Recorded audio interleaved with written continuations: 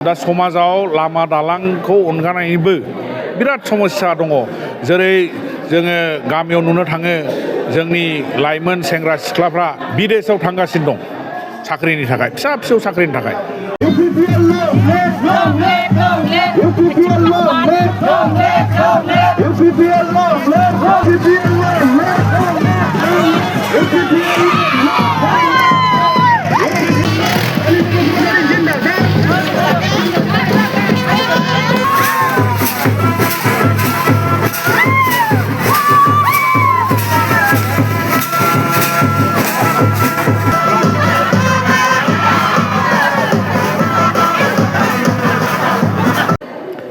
आङो इउपिपिएल दोलोनि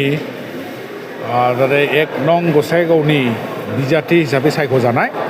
दिनै जोंहा रायमाने प्राइमारिया आंखौ बरायदों केन्डिडेट हिसाबै, आरो आं बिराद जोबोद खुसि।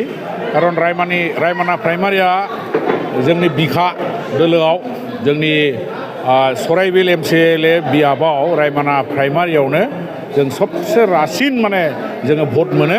आरो दिनैनि जे आंखौ बरायनाय बहायनो नुबाय, बहाय पार्टिनिल' मानसि नङा, जोंनि सापर्टार बहुत पाब्लिक आरो आइजो माहारिफोर दङ। बेखौ नुनानै आं सानो जे नैबे इलेक्सनाव नैबे जा बिजाद माबा फैगौ इलेक्सन फैनायाव आङो बिराद भट मोननानै बे ओनसोलाव देरहागोन होननानै आं आसाबादि। दिनै गामियारि ओनसोलाव अनेक समस्या दं, आं बे समस्याफोरखौ नायगोन। बयबो एमएलए जेला जायो दस्रा दोलोनिफ्रा टाउननि खोथाखौल' सानो आरो लामा बानायनाय दालां बानायनायखौल' सानो। दा समाजाव लामा दालांखौ अनगायनायनिबो बिराद समस्या दङ। जेरै जोङो गामियाव नुनो थाङो जोंनि लाइमोन सेंग्रा सिख्लाफ्रा बिदेशआव थांगासिनो दं साख्रिनि थाखाय, फिसा फिसौ साख्रिनि थाखाय। दा बे मानो थांदों? बे मोनसे समाजनि थाखाय बिराद गिदिर समस्या जाबाय। दा बेखौ जोङो जयैनो समाजैनो बेनि लामाखौ नागिरनांगोन। जोंनि लाइमोन गथ' गथायफ्रा जाहाथे बाहेरायाव थाङा, बहायनो जों बोरैहाय मोनसे सेटेलमेन्ट कर्मस्थापन मोनो बेखौ साननांगौ दङ। आरो बे जिनिसखौ एमएलए सासेया दैदेननांगोन। दा बेफोर खामानियानो मेन आरोखि। मेला खामानि दङ, खिन्थु बेनि बिथोराव आं सानो बे समाजाव जे प्रब्लेम दा लाइमोनफोरनि, बेखौनो आङो नायगोन। आरो दस्रा जेरैहाय गामियारियाव बोरै डेभेलपमेन्ट खालामजायो, लामा थामा बानायनायनि अनगायै जों साख्रि बाख्रि बिजनेस बोरै बानायजायो बेफोरखौ आं नायगोन।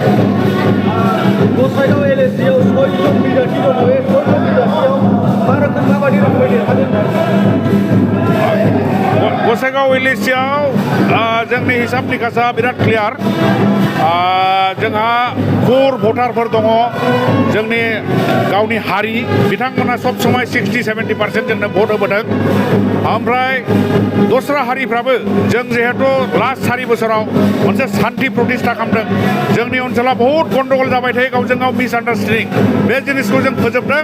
बे जिनिसनि थाखाय हयथ' जोंखौ दाख्लै इलेक्सनाव जों जेनदों, खिन्थु दा बुजिफिनबाय आरो बिथांमोना कसम लादों जे जोंखौ देरहाहोफिनगोन एबार।